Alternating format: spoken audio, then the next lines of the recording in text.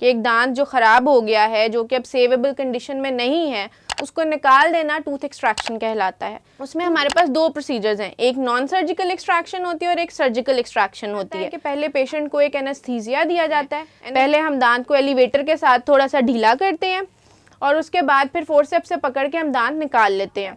Normally patients जो pain free होते हैं, कि उनका दर्द जो ख़त्म हो जाता है दांत निकलवाने के बाद, वो 1 दिन से 2 दिन के अंदर अंदर हो जाता है, कि उनको किसी दवाई की उसके बाद ज़रूरत नहीं पड़ती।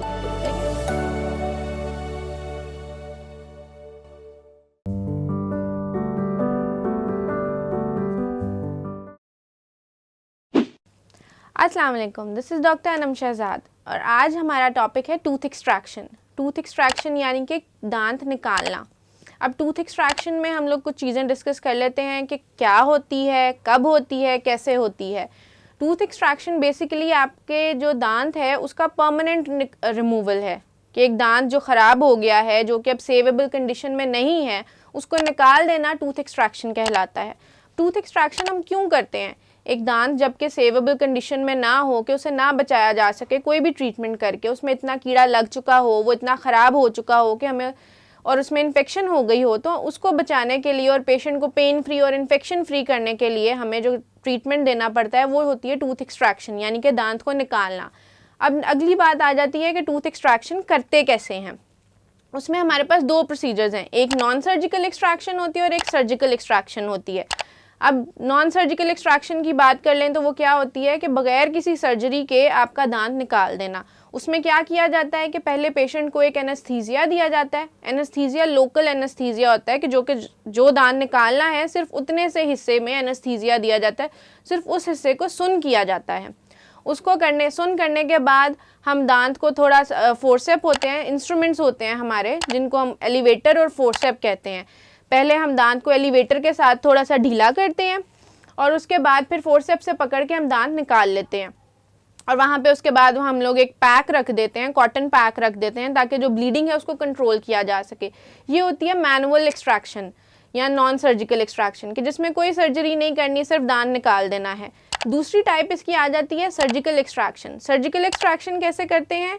उसमें आपको दांत जो निकालना होता है उसको पहले सुन किया जाता है। सुन करने के बाद वहाँ पे एक मसूड़ों में एक छोटा सा कट लगाया जाता है, इंसिजन देते हैं और इंसिजन के बाद फिर उसको फ्लैप को हम रेज करते हैं। रेज करने के बाद फ्लैप क्या होता है, जो मसूड़े वहाँ पे हैं उनको पीछे हटाते हैं, ताकि हम दांत और हड्डी को एक्सपोज कर सकें जिस दांत को हमने निकालना है। और फिर वहाँ पे ज़रूरत के मुताबिक हम हड्डी या दांत को थोड़ा सा कट करते हैं और उसके बाद दांत निकाल के फिर वहाँ पे हम 1 से 2 स्टिचेस देते हैं, 1 से 2 टांके लगते हैं, ताकि आपकी जो हीलिंग है, जो ज़ख्म भरना है, वो बेहतर तरीके से हो सके।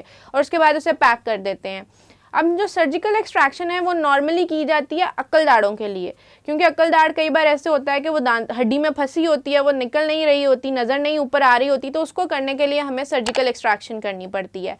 अब जब एक्सट्रैक्शन हो गई, दांत निकल गया, वो सर्जिकली एक्सट्रैक्ट हो, सर्जिकली निकालें या नॉन सर्जिकली निकालें बगैर सर्जरी के, उसके बाद की क्या प्रिवेंशंस हो सकती हैं। उसके बाद आपने कुछ एहतियाती तदाबीर होती हैं जो आपने करनी होती हैं। 24 घंटे की एहतियात होती है, जिसमें आपने थूकना नहीं होता, कुल्ली नहीं करनी होती, दांत ठंडी चीज़ें खानी होती है, नरम ग़िज़ा खानी होती है, ताकि आपका जो ज़ख्म है वो ठीक रहे और वो जल्दी से टाइमली हील हो जाए।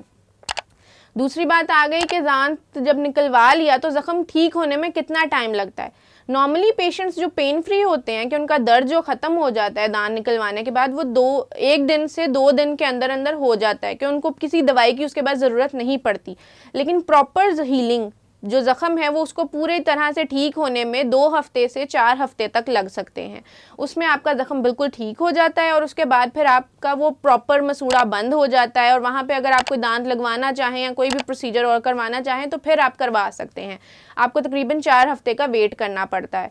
उसके अलावा जो एक लोगों में डर होता है कि दांत निकलवाने के बाद, कई लोगों का ये सवाल होता है कि दांत निकलवाने से मेरी नज़र पे तो कोई असर नहीं पड़ेगा या दिमाग में तो कोई असर नहीं पड़ेगा। ऐसा कुछ नहीं होता। क्यों? क्योंकि दांत आपके यहाँ पे, नज़र आपकी यहाँ पे, उसको कोई असर नहीं फ़र्क पड़ता, उसको कोई फ़र्क नहीं पड़ता।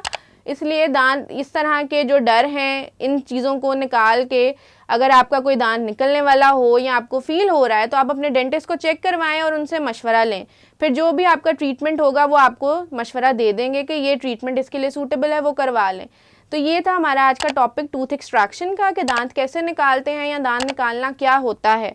और इसके हवाले से अगर आपका कोई भी सवाल हो तो आप तिब्बी के प्लेटफॉर्म से हमसे रब्ता कर सकते हैं। Thank you very much.